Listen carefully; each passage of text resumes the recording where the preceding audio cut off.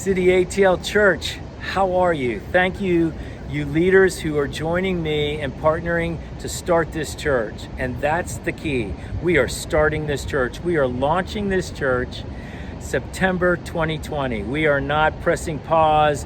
We are not going to be in some prolonged holding pattern of pre-launch strategy. No, we are launching the church. God never calls the church to press pause and just sit back and wait for the right moment. No, God is always calling us to move forward. Sometimes we have to move forward in a slower capacity, but we are moving forward. So that's what I'm excited about. We are actually starting this church. We are launching City ATL in 2020 and in this city. And so how do we do this? Well, we need to do it in a way that is flexible. We need to do it in a way that's creative, and we need to do it in a way that is safe. So we've been working through a plan throughout the entire summer of how to do that within this ever-moving target of COVID. It just changes every day. So we have three elements that we want to put in progression, but we can move into any one of these depending on what this virus does. So progression number one, for only 2 weeks, we're going to do what's called micro watch parties. Again, we're being creative. We're creating new language. What is a micro watch party? A micro watch party is you inviting your friends. We want to be a relationally driven church, so you invite your friends for only 2 weeks, September the 13th and September the 20th. You invite them to your house into an outdoor space that is safe. It could be a back porch, a patio, a lawn, around the pool, even in your driveway, where they gather around a big screen TV where they can watch a 30-minute pre-recorded worship, music and prayer and a message, followed by a short discussion that you will lead, and the discussion that you will facilitate will be something that is very simple, like, hey, what was one thing that stood out to you? What was one thing that you connected with in this message, and why? We don't want people to feel like they're taking a test. So there's no right or wrong answer to that question. It's just, what did God speak to them from that message to them? So that's all we're going to do. And you can bring your bagels if it's in the morning, or you can bring your iced tea or whatever in the evening if you want to do a 5 o'clock or a 10 o'clock in the morning. We will create an online platform where everybody joins together. We want to get people back into the rhythm of coming on a Sunday to worship. Then September the 27th, we'll move to the next environment. And we may do this periodically, but on the 27th, all of these micro watch parties plus guests will be invited to a macro gathering.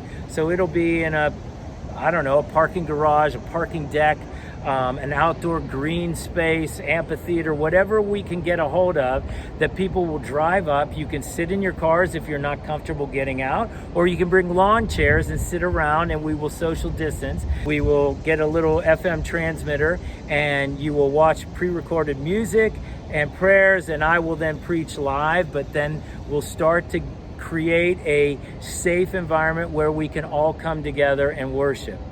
Then the third progression, beginning October the 4th, again, if COVID permits, we would love to do what I'm calling cluster gatherings. What's a cluster gathering? Again, we're being creative. A cluster gathering is lumping 3 to 5 watch parties together. So we will have multiple gatherings. So we will rent out for the day Rome Buckhead, where we had our pre-launch gatherings, and we will book out the whole day, and we will have as many gatherings as we need on that day. So there could be a 9 or a 10:15, or there could be a 4 and a 5:15, and we will have 2, 3, 4 gatherings, or 5 even if we have, and I will preach live. We may have live music, we may not, depending on how our band develops, and we will move forward.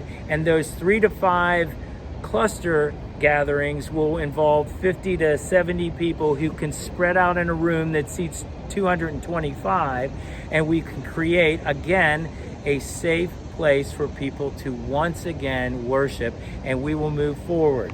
It is our time to move forward in a creative way and start worshiping together and get this thing rolling. And I also want you to know that we are going to start this church on two fronts simultaneously, with adults, but also with students. And I'm super excited. Very few people are doing anything with students, and now's the moment, and we're gonna seize this day, and we're gonna seize this opportunity. So I've already gathered together some 20-somethings and some high school students who are gonna join me, and the way we're gonna launch our student ministry is we're gonna take those 20-somethings, those high school students, and we're gonna start pouring into middle school students, and we'll launch with middle school students. And maybe one of those gatherings on a Sunday at Rome will involve middle school and high school students coming together and enjoying a student worship of their own. And until then, we'll do like we're doing with adults. We'll do micro watch parties with students, guys, girls, at their parents' homes, and we'll start this thing and we'll get this thing rolling. So what I need you to do right now is I need you to start thinking and praying about who it is that you're going to invite. And I mean this. If we're not bathing this thing in prayer, we're done. Unless the Lord builds this house, the laborers labor in vain. So we need to trust the Lord who is going to build this church. We're not going to build it. He's going to build it. But we need to be open and seeking Him, the builder of this community, to say, God, who is it that you want me to impact in my circle of friends and in my networks of relationships? So start thinking and praying and get ready to invite them for the 13th. So that's the first thing that I want you to do. The second thing is I want you to not schedule anything on August the 16th and August the 23rd at 5 p.m. So if you want to go to your lake houses or if you're away for the weekend, great. Just make sure you're back, because we need to practice this. We want to get the leaders together on the 16th and the 23rd of August to start communicate, this will work, that won't work, hey, have we thought about this? And then we can really have an understanding of what we're going to do for those 2 weeks in September. And then that'll carry us through. So again, God has called us to be flexible, adaptable, creative, so that we can create safe environments for people. I just want you to know how excited I am to do this with you. I want you to know it's an honor and it's a privilege, because we're doing this in this city to impact lives, to help people discover what their next step is with Jesus Christ. We want to help people to discover what their next step in a personal relationship with Jesus is all about. That's what we are, a simple church. That's all we want to do, is we want to help people find their next step with Jesus. We want to help you do that. I want you to help me do that. And we're doing that with each other. And so August 16th and 23rd, we need you to be there. And I'm so excited. I love you, and I can't wait to see what God is going to do with us. Take care.